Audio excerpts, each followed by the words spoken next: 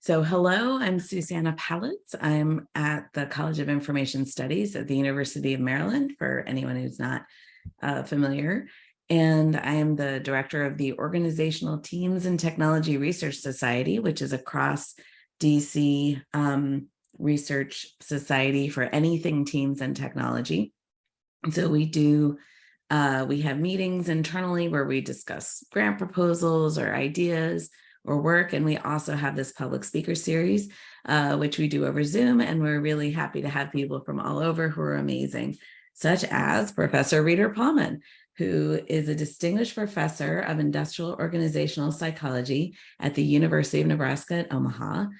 She's the director of innovation for the Center for Collaboration Science, which is an interdisciplinary program at UNO. So we have lots of great interdisciplinary things going on here. Her research focuses on creativity and innovation in the workplace, but also cognitive processes of creativity, leading creative teams, multidisciplinarity, and more. She's been published in all the leading journals in industrial organizational psychology, also in management and creativity. She is the former editor of the Psychology of Creativity, Aesthetics, and the Arts, and the current editor of Organizational Psychology Research.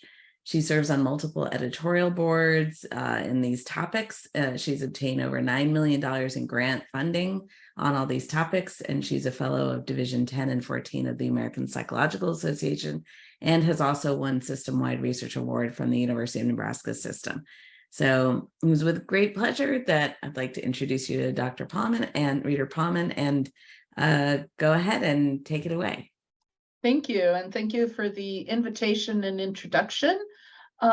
So when Susanna approached me and asked me to present, I immediately thought about my interest in virtual teams and how virtuality may or may not influence creativity and innovation in teams. So not surprisingly, my interest in virtual teams started before COVID, but really got my interest sort of peaked up during the COVID period with all the virtual work that we've done. And if we look at statistics, while virtual teams existed for quite some time due to technology, we've seen a large increase in virtual teams and virtual meetings due to COVID. So research on meetings found that 4% of virtual meetings occurred. 4% of meetings were virtual pre-COVID, but increased to 60% during the height of the COVID period when everybody was working from home. I also want to discuss a couple of terms just to clarify. So we could talk about remote or hybrid work and remote and hybrid teams. So in remote work, all of the work is conducted outside of the company location. So wherever that may be, it may be an office, but it's not within the central location of the organization, or it could be from home. Remote teams, we talk about team members that are located in different locations where no members are co-located. When we talk about hybrid work, we're talking about individuals who work some days in the office and together, and some days remotely. And with hybrid teams, some team members are co-located and some are remote. And those have different implications on potentially on creativity and innovation. One of the things that I want to emphasize is that I don't think remote work is going to disappear, or hybrid work. This is from a Gallup survey in February of 2023, so slightly less than a year old. And you can see that only when jobs are remote capable, that is, you can work remotely, only 20% are actually fully on site. The majority, 52%, work in some hybrid functioning. So understanding remote work, understanding both virtual and hybrid teams, it becomes really important under these conditions. And again, we see pressure from employees to keep work virtual. When you look at surveys from employees, depending on the survey and who conducted it and the timing, between 75 to 97% of survey respondents indicate a preference for either hybrid, which means sometimes you are working remotely, or fully remote work. And as our technology improves, this allows us for doing more things remotely, and things that we had to meet for before, now we could do remote as well. So with that in mind, sort of a preamble, I want to move to discuss teams, a little bit about teamwork, social processes of teams, and how they relate to creativity. So really, there are multiple advantages of teams, particularly as they come to creative work. Teams allow you to solve more complex problems that cannot be solved by one person alone. You can have multiple perspectives and points of view. So particularly if you're dealing with multidisciplinary teams, you have more knowledge and more perspectives. Very prosaically, you could share the workload, both physical and mental. So when you have multiple people doing the work, it does make the work a little lighter. And the ability to capitalize on various strengths of team members, right? So different knowledge areas, personality characteristics, different strengths that team members have, regardless of the knowledge they bring in. But teams also offer or provide a lot of disadvantages. You can have ineffective or even lack of communication. This typically can happen when we have these multiple perspectives, particularly when we have interdisciplinary or multidisciplinary teams. The lack of shared vocabulary can sometimes hinder communication. They can have low trust. Conflict or disagreement can be higher. Regardless of what the effectiveness of communication and other social processes, coordination costs are associated with teamwork, meaning that we need to coordinate the work. We need to make sure that certain parts are done before other parts. People need to know where they stand in the interdependence of the work and so on. And sometimes it can feel like it's just easier to do it all alone. And then we have things like dominant individuals in a group that sort of take over, or social loafing, meaning that people don't do their fair share of the work and rely on others. So all of those are disadvantages of teams. When we get to virtual teams, we see that sometimes these disadvantages can be magnified. So when we talk about virtual teams, we're really talking about those teams that are geographically dispersed. They are in different locations, although they can communicate through different means of technology, but they usually are some technological, not face-to-face. So it could be an email, it could be a chat or IM, it could be a phone, it could be video conferencing, it could be Zoom or Teams. And importantly, new tools for virtual collaboration are being developed every day. A great example is if you used Zoom, 4 or 5 years ago, it didn't have a whiteboard. At some point, the whiteboard emerged. I've worked with software engineers, and they're like, before the whiteboard emerged on Zoom, they were like, we can't do work virtually, we need a whiteboard. Now that they have a whiteboard, they're like, okay, we could do some stuff virtual because we could draw on the whiteboard and it makes more sense. The benefits of virtual teams, in addition to other benefits of teamwork, is that it allows you access to the best experts or the best individual to do the job. You're not constrained by location, so you don't have to go, well, the best person is in a different location, we can't use them. It may allow for continuous work or longer work periods.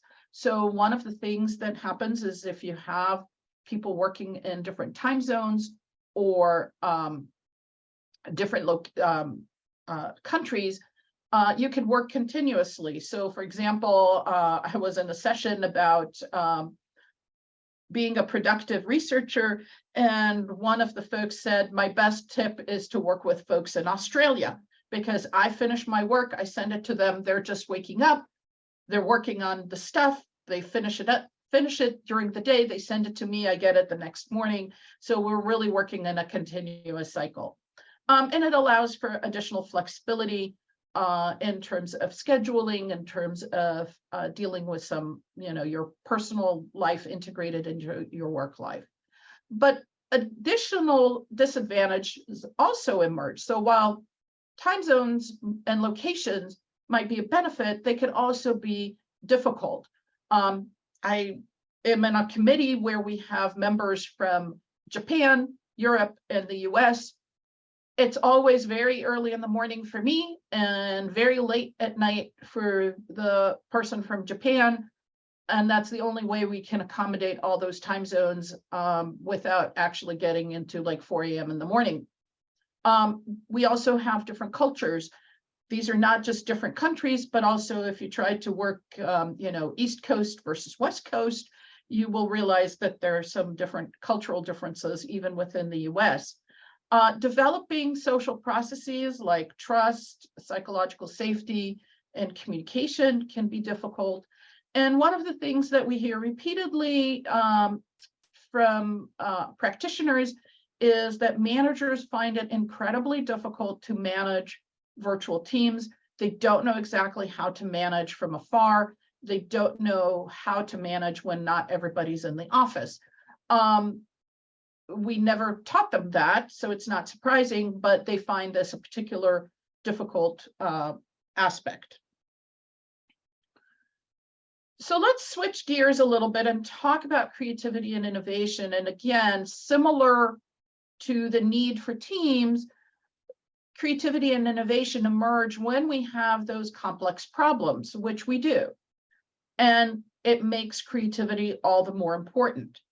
But there are other issues that give rise for the need for creativity and innovation in organizations. Rapid changes in technology and how we do work.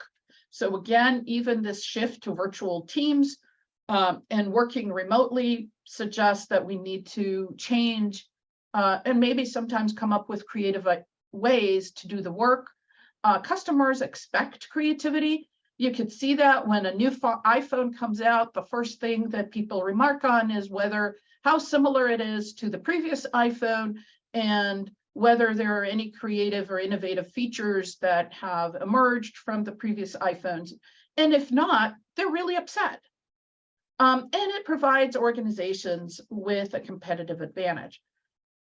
That said, it's important to note that not every problem that we have requires a creative solution. And there are reasons why not to choose creative ideas. They're untried, typically. So we don't know if they would work or not. But when we try to solve problems and routine solutions don't work, we definitely need creative ideas. For those of you that are not creativity researchers, it's important that we define it first. So creativity is defined as any product or a process or a solution, could be an idea as well, that is both novel and original. And both components need, both novel and appropriate or useful. So something needs to be original or novel as well as useful or appropriate in order for us to deem it to be creative. If we have originality without usefulness, it really cannot be implemented. It's a great idea, but we can't do anything about it because it's not going to solve a problem or it's not technologically feasible. When we have usefulness without originality, this is really a routine solution or routine idea, so not creative. When we look at factors that influence team creativity, we have social processes that are occurring in these teams, so how people interact, as well as cognitive processes that happen, so how people and teams think. And I'm going to talk about each one separately, but they are interrelated. So when we look at how teams solve problems and the social processes that typically we talk about, and this is true about any team, whether they're solving problems creatively or not, or routinely, whether we're interested in creativity as an outcome or just effectiveness, all of these processes play a role, whether it's trust or psychological safety, communication aspects, coordination and collaboration across among team members, whether conflict emerges or not, and whether learning and reflection do occur in the team.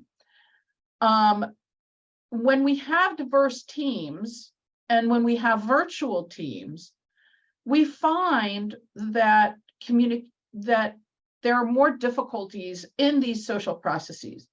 Diverse teams have more difficulties in communication because different people have different experiences, but also if we're talking, for example, about an interdisciplinary team, they sometimes have very different vocabularies.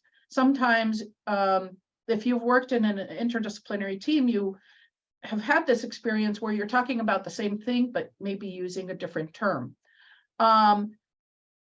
Communications are also more difficult in virtual teams. We've all had this experience of saying something in an email and it coming across not quite as we intended. We can't see the people that we talk to unless it's on Zoom, and even on Zoom, we don't always get a good sense of the nonverbal cues. All of that makes communication more difficult. Trust is lower.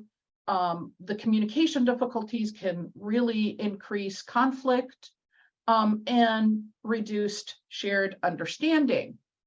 So all of those can happen with diverse teams and with remote teams, and they can have an impact on creativity because we find that creativity is really improved when we have trust, when team members trust the other members of their team, when there's psychological safety, meaning that they feel comfortable being themselves and providing information and openly discussing ideas.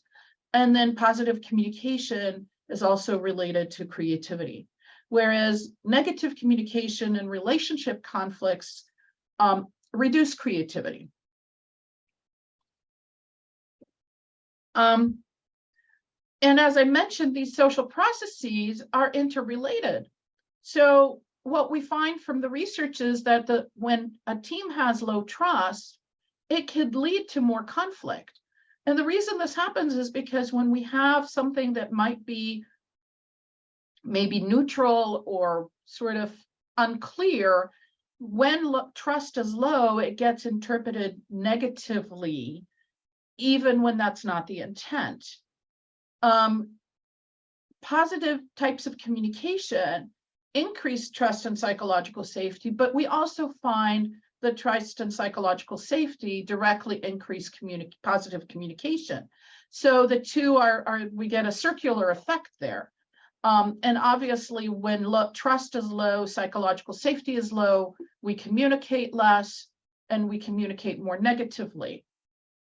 And in order to collaborate and do anything in a team, we really need to communicate and communicate effectively. So these social processes are interrelated. We tend to study them sort of independently, but for the sake of research, but they really are not. When we look at social processes, as I mentioned, they tend to be less effective in virtual teams. And in particular, we find that trust is slower to develop in virtual teams, but its influence on performance is higher than face-to-face teams, which is fascinating. So we really need to find a way to figure this out and understand, first of all, why are these social processes less effective in virtual teams, and how can we help them develop better? So some of the reasons, and again, there's some research on these, but not a ton. There's a lot more that needs to be done. We find that there's less small talk when we are virtual. So if you think about how we all came together for this presentation, you were allowed into the room at the appropriate time. Nobody talked to anybody else. I'm standing here presenting, or sitting in my case. Compare that to if I was face-to-face and came into a room and you walked into the room and expecting me to present. Before the presentation, people talk to each other, they exchange pleasantries, they ask about each other's lives. That small talk that happens before the meeting and is very routine in face-to-face meetings does not usually happen in Zoom meetings or in virtual meetings. We have fewer chances for casual interactions. So what we call the water cooler meeting, or, coffee pot meeting, right? You go grab a cup of coffee, somebody else is there, you start chit-chatting. Those things don't happen. You don't wander into somebody's office to chat with them. So you don't have those casual interactions like you would when people are together in the office. All of that makes it harder to get to know people, which means it's harder to trust. It's harder to develop effective communication. We also have technology concerns. We've all been in a meeting where we all shouted, "You're muted," and we can't hear you. And, all of a sudden the video doesn't work as well, or the sound breaks. And that makes it more difficult. But even when you have video, the nonverbal cues are harder to read. You don't get the entire person. You get only a portion of that person. So there are parts that we typically see in a face-to-face meeting that you're not seeing, like the rest of the body. But also, particularly if it's a large meeting, it's hard to see everybody. Whereas in a face-to-face meeting, you would just shift your gaze and look at multiple people across time. So how can we develop effective social processes in these virtual meetings, which would then allow us to come up with creative ideas? We need to find ways for team members to get to know each other and feel more comfortable. Again, we're not quite sure what works. More research is needed, but things like providing bios, making introductions, providing time and space for small talk. Previous research has suggested that having a face-to-face meeting before starting to work virtually can be important and positive. And then finding ways to encouraging ways to communicate outside a formal meeting so people can get to know each other a little bit better. So all of those things can facilitate the development of these social processes in ways that are effective. As I said, more research is needed. We don't really, with the exception of starting with a face-to-face meeting, we don't have enough research, or any research sometimes, to know what works better and what does not. Again, switching a little bit to topics, as I mentioned, cognitive processes are incredibly important in team creativity. The social processes enable these cognitive processes and allow them to occur, because we need to talk about all these things. So in terms of cognitive processes, I'm going to focus on 3 critical ones. There are more, but I just don't have the time to talk about all of them. The first is that problem definition and construction, so how we think about the problem. Then idea generation and brainstorming, and finally, how do we evaluate and choose ideas to implement? So when we talk about problem construction, really, the notion is that problems in business, in organizations, are ill-defined, meaning they can be viewed in multiple ways. They have multiple possible solutions. We're not talking about a correct or incorrect solution, but rather we're talking about better or worse solutions. They have multiple causes that need to be addressed. So there's really multiple ways we can define the problem. And what we do in this phase is really identify that a problem exists. That's the first step. If we disagree that this is even a problem that needs to be solved, there's nothing to talk about. And develop some structure where we could start to think about what this problem is, what are we trying to solve for, what are any constraints and restrictions that we may encounter. For example, many problems in organizations have a time constraint or a budgetary constraint. What information is needed to solve the problem, and how are we going to plan or move forward, or what is the process? What is interesting is that we find that team members, in many cases, and particularly when it's a diverse team, will have a different understanding of the problem. Problems are viewed in the lens of previous problems that we've encountered, based on education, past experiences, and so forth. Team members will have different perspectives. This allows us to create a richer and more complete understanding of the problem, which in turn would lead to a better and more effective and more original solution. So the definition of creativity. But it can also lead to conflict because we're viewing the problem differently or thinking about the problem differently. In order to reach this integration of different perspectives, which is necessary to come up with a more complete understanding of the problem, if we ignore these different perspectives and just choose one, we will have a somewhat incomplete understanding of the problem. We need to share that information.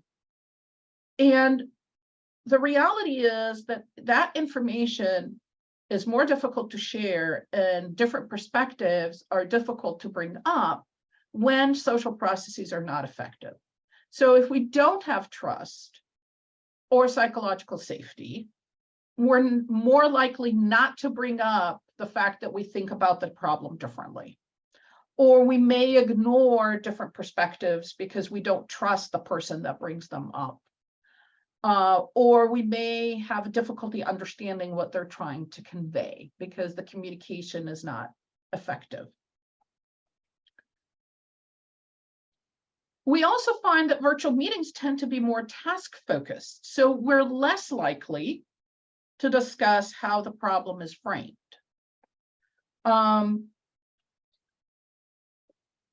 Because problem construction occurs in a more automatic fashion, we are more likely to jump right into solutions and assume that other people view the problem in the same way we do. So that could be problematic from the perspective of getting a better, more comprehensive understanding of the problem that in turn will lead to a creative idea. When we talk about idea generation, a lot of the previous research focused on improving the number of ideas, with the thought that if we have a lot of ideas, we'd get some better or higher quality, more creative ideas, but that's not necessarily the case. And there's actually research that indicates that having a large number of ideas can lead to confusion, more difficulty in choosing ideas, and actually choosing ideas that are less than optimal or not creative or not effective. But social processes also play a role here. We must be willing to share and discuss ideas. If you're thinking about ideas, but then don't share them with the team because of lack of psychological safety, you're not going to, that idea is not going to be presented to the team and not going to be discussed, and it's not going to go any further. We know this, and we've tried as practitioners of creativity, tried to encourage this by brainstorming rules. And the number one brainstorming rule is to suspend judgment. Don't criticize the idea. Let team members present their ideas without criticism so that we can have a record of all of these ideas. We may not use the idea as it was originally presented. We may need to work on it, but we're not going to critique it and create a situation where psychological safety is low. While the original work by Osborne in the 50s did not call this psychological safety, this is really where this is coming from. Finally, when we engage in idea evaluation, we start to think about what are the criteria that we are using to determine if an idea is good or not, should be implemented or not. A lot of times these are identified during the problem construction stage, and if we haven't talked about this early, people might be evaluating based on different criteria, and we don't know that.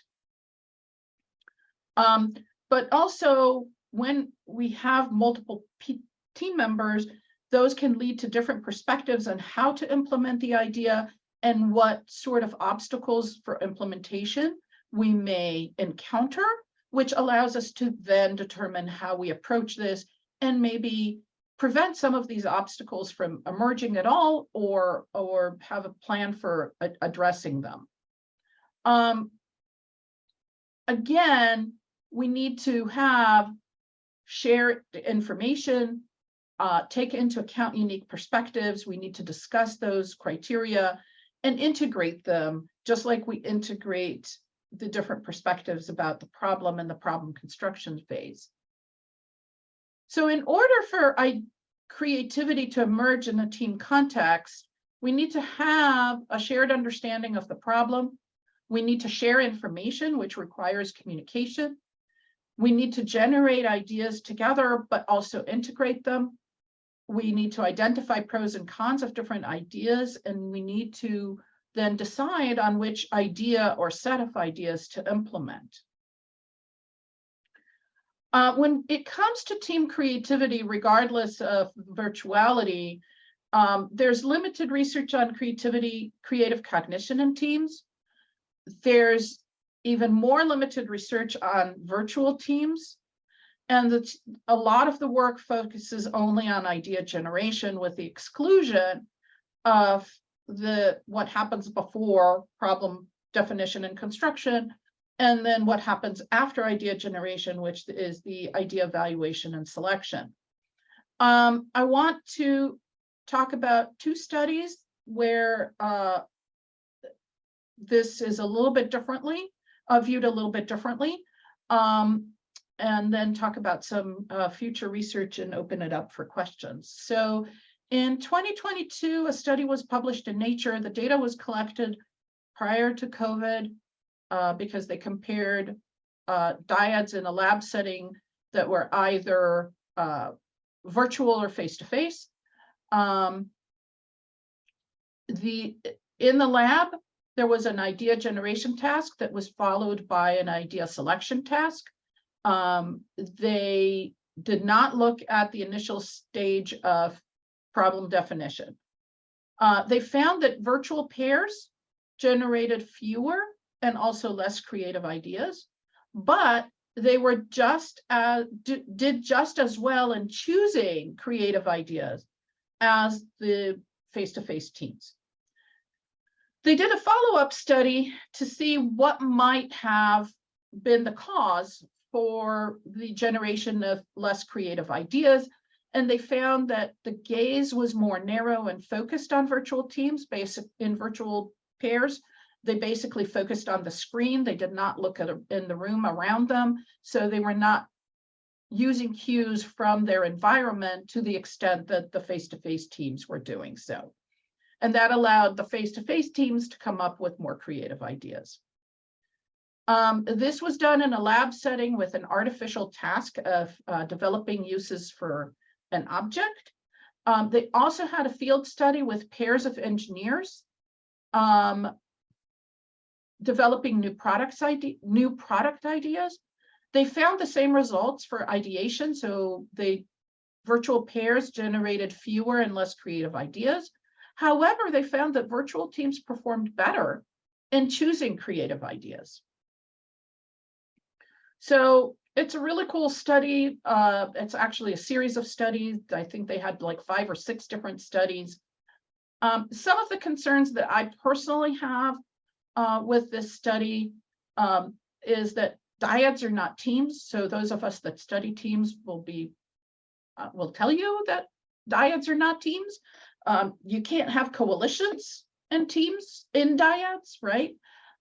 So they're important in their own right. It's not that we don't do work in dyads, but it's a little bit more complicated to then take the dyad information and translate it directly or generalize it to teams. The lab study used an artificial task of uses. The ideas were evaluated for creativity by undergraduates who are novices. We have research that indicates that novices don't do a good job evaluating ideas. They're less reliable and they're less likely to correctly identify creative ideas. They also had low inter-rater reliability, which is a problem. But again, that happened because they used undergraduate students and therefore they do not agree on what a good idea or a creative idea is. They averaged scores across quality and originality. So while they rated them separately, they combined them to come up with a creativity metric. There are some concerns with that because we find that sometimes things influence quality or effectiveness differently than originality. They also had 1 minute to select the best idea in the lab, and that's really limiting. In the field study, there was a lot of variability because they were using different field study locations with different requirements. So they really did not have a one set of approaches for how these engineers met, how they developed their ideas, and how they chose those ideas, which again could indicate some messiness in the data. But it's a really good start to try to understand the differences between face-to-face teams and virtual teams as they work on different parts of the creative task. To understand maybe when we need to be together and when we don't, when we could, or face-to-face, and when we need to be, or when we can be more virtual. The last thing I want to talk about is really a study that we are currently conducting. This was not intended to be a virtual team study, but because we collected data while we were still dealing with COVID, the funding from NSF arrived promptly in May 2020. So we had to figure out how to collect the data on teams without having face-to-face teams, which we were not allowed to do at the time. The procedure for the study was one where participants came together as a team, 3 individuals.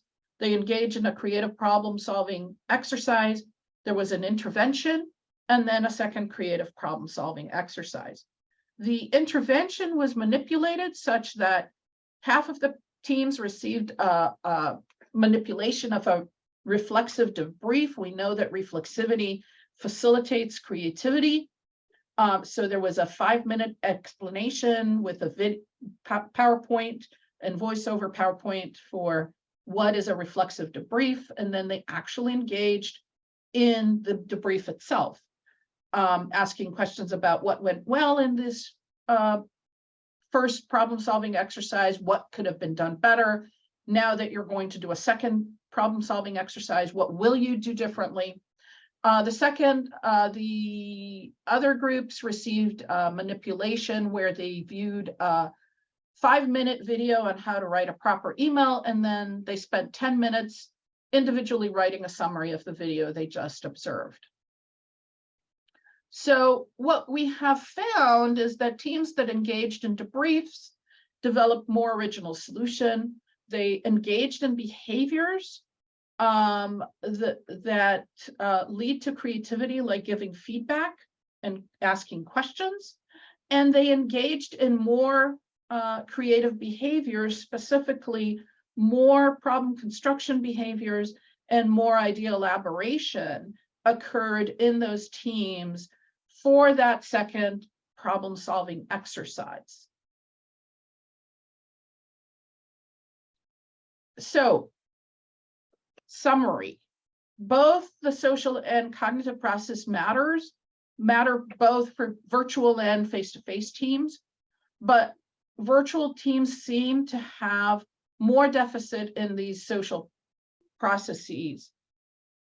What we can't do is just take what works in face-to-face teams and expect it to work in virtual teams. Our debrief studies suggest that you can facilitate creativity and the development of creative ideas in teams, unlike the nature study, if you give teams tools to do this better.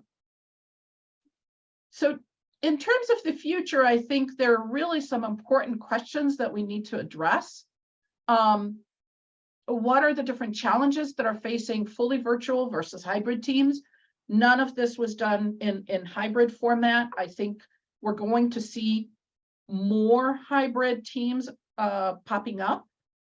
So we really need to understand them better.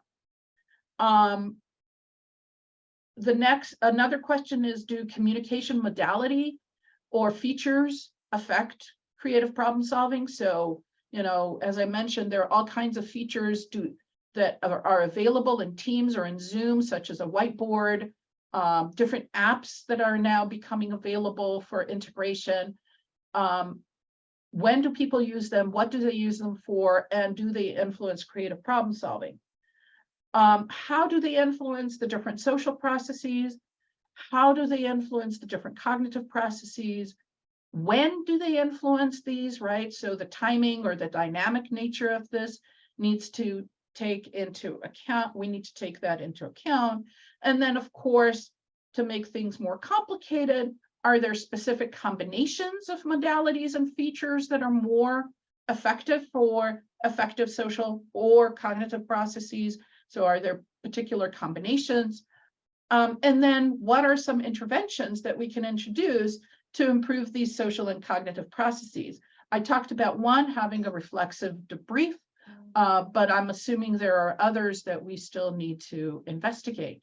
So I'm going to stop here so we have some time for questions.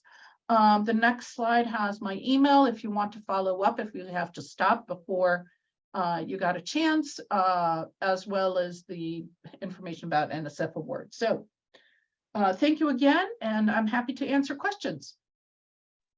Thank you very much, Roni. And we already have a couple questions in the Q&A. And I will mention for folks who came in later that Professor Reiter-Palmon has a hard stop at 1 o'clock. And so we will answer as many questions, she will answer as many questions as she can before then. So the first question is from Ben Schneiderman, who says, thanks for a broad-ranging review of teamwork. However, I was strongly influenced by, quote, enhancing the effectiveness of team science, unquote, which presented a wide range of teamwork. You seem to be talking about 5 to 10 person teams that meet just a few times, consisting of heterogeneous participants, but there are wider ranges of teamwork. What is your conception of teams and teamwork?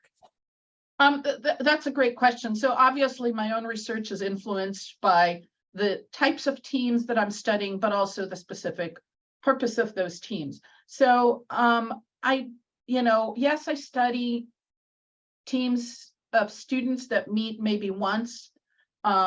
We've also done some teams that meet a few times, but I've also studied teams that meet routinely and regularly, weekly meetings in the workplace.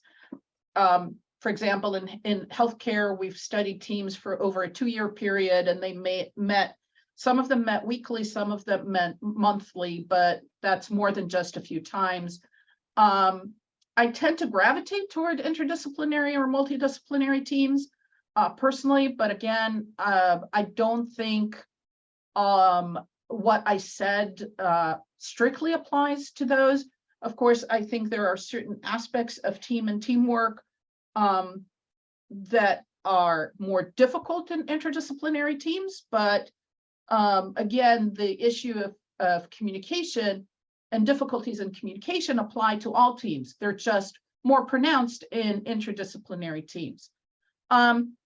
I've not really worked with very large teams. So if you're talking about 5 to 10 people, yes, that's usually the range.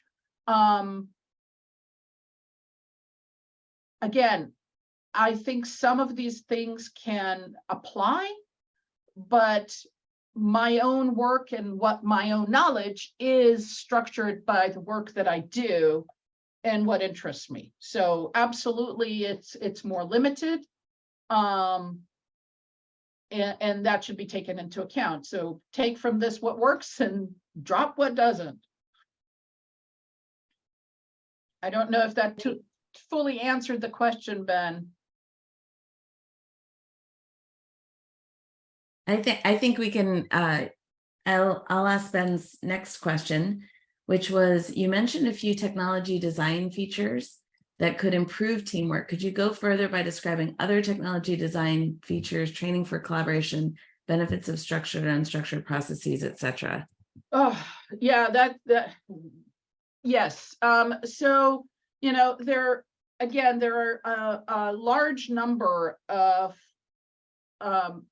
design features, whether they're embedded within our platforms or separate, right? So, we could work on a Google Doc and we could work simultaneously. That's a design feature. We could work in Teams and have access to files. Again, that's a design feature. The issue that we have is that we don't know what they do per se, right? They're there. Some people use them. Some people use them more effectively. Some people think they're necessary. Other people don't use them at all. And the research on these features really has not caught up to the features themselves, right? So does a whiteboard matter? Does it help? Does it help us be creative? Maybe. I'm not familiar with studies on that. And it could be the case where it's useful for certain tasks, but not others. So it becomes a real issue when we start to talk about these, because again, the research lags behind the practice.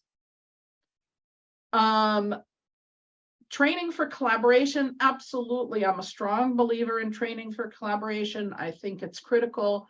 I think many of us don't really know how to effectively collaborate. And again, doing so in virtual teams may call for different ways of collaborating or interacting with people. But again, a lot of the work on virtuality, it's interesting. So we have work on virtuality that occurred pre-COVID. And when we look at that work, the platforms were different, right? So we didn't have some of the features that we have now. The internet potentially was not as good in some cases. The kind of work that was done was, when you look at that type of work, it was really sort of a privilege to be able to work in a distance, where it became more routine during COVID. Then we had the COVID period. And we got a huge number of papers talking about virtual work during COVID. And frankly, virtual work in the height of COVID, while people are shut off from the environment, right? Everybody was terrified to go outside. Some people, for legitimate reasons could not. Schools were closed, so people that had little children were having to work with little kids at home, and they are incredibly disruptive. The New York Times had a series where they followed working parents and asked them to report when they were interrupted during work.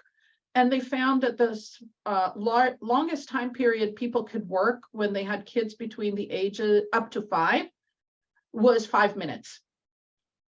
I don't know about you, but working in bursts of 5 minutes is not conducive to creative work or even very thoughtful work. So, I think what we know about virtuality is constantly shifting with the improvement of technology, and with acceptance of virtual work. And we need more studies where we're doing more routine work. We're not interrupted or worried about catching COVID constantly, and having existential crises, to understand virtuality in the workplace. And that was a long rambling answer that, again, hopefully addressed what you were trying to get at. Thank you. Ben can add if he felt that it did or not. Thank you so much for that answer. Amy Kane asks, related to points you're just making about role conflict from working from home, how might virtual creative work limit teammates' attention to develop creative solutions? Yeah, again, we don't know. That's part of the problem, right? So I think what we need to do is really try to understand, and that's why I really like the nature study, because it didn't just come out and say virtual bad. It said, there are limits to what is happening virtually. So if for example, the issue is that we're focusing our gaze on the screen and that's limiting our attention, it's easy enough to give people instructions, don't focus just on the screen. Let's take a 2-minute break and look around the room and look for inspiration, right? Or I've had in one meeting that I was doing, they asked people to show pictures for inspiration, right? So you could provide those cues. It just needs to be in a different way than it would normally be in a face-to-face conversation. But we need to start investigating that and not just assume that we could take what works in face-to-face teams and move it to virtual without making any changes. And, or assuming that virtual is all good or all bad. It might be good for certain things, not so good for other things. Thank you. Joel Chan asks a bit of a methods question, I think. I'm curious to how you think about cases of exceptional virtual team performance, e.g. stigmergy in distributed open source teams, Wikipedia, collaboratories that Olson et al. Studied. How do we integrate observations from studying these teams with the experimental literature? Yeah, I think to me, these exceptional teams, whether they're virtual or not, and there's studies of exceptional teams that are not virtual, provide us with potential cues or clues to, when all the stars align, what happens, right? We see all this beautiful stuff emerging that we would then like to have happen for more virtual teams or more teams in general. So, again, what is it about that magic, right? Because looking at it and we go, okay, everything seems to be working well, but what is it that made this team so exceptional? Can we identify the pieces? Can we test for that? Can we replicate it with other teams, right? Or is it such a unique constellation that we can never replicate it? I hope we can. So to me, they're not, just like field studies are not independent or separate or inappropriate and only lab studies are. We learn different things from these different sources. And in the end, if we get replication and triangulation right across, okay, we're seeing this in exceptional teams and we can replicate it in the lab. Now we can do something with it that is informative. And if it's not replicated in the lab, is it because it only happens with exceptional teams? We did it wrong in the lab. It's really sort of a more interactive effect. We need more stuff. So it gives us more questions to ask from my perspective. And thank you very, very much for inviting me. And again, feel free to reach out Happy to chat about virtual teams and creativity further. And thank you so much for giving a talk, our first talk of the fall. And if folks are interested in OTTRS things, you can go to OTTRS at ischool.umd.edu and get more information. But thank you everyone who attended, and I hope everyone has a good weekend. And thank you again, Roni. My pleasure.